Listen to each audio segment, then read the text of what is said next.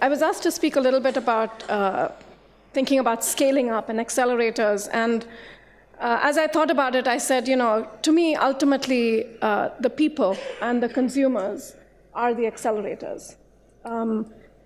Because it's our behaviors. And I say our because I think we're in a world now where malnutrition affects everyone.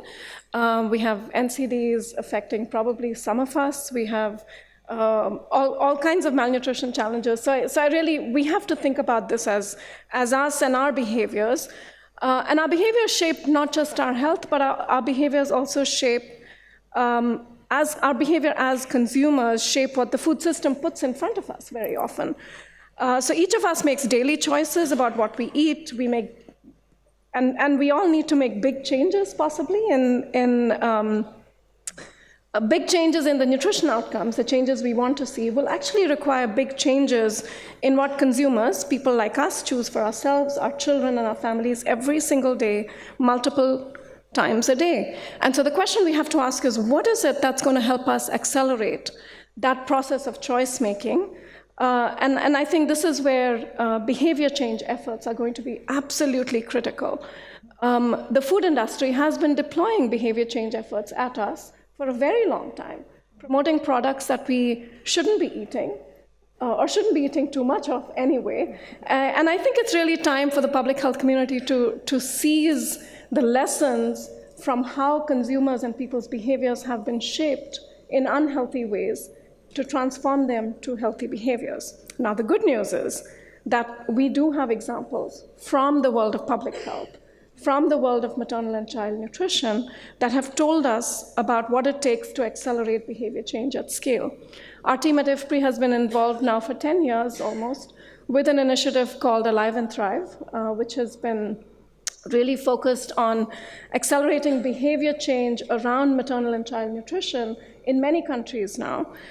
We've been part of the evaluation team that has done the research on Alive and Thrive, and through the work that we've done, and through our engagement really with the initiative, we've learned a few, I think, really critical things that the public health community and the community of people that wants to transform what people eat on a day-to-day basis can take away. So the first is we've been able to demonstrate that it is possible to do behavior change related to nutrition. It's possible to do it at scale, and it's possible to do it rapidly.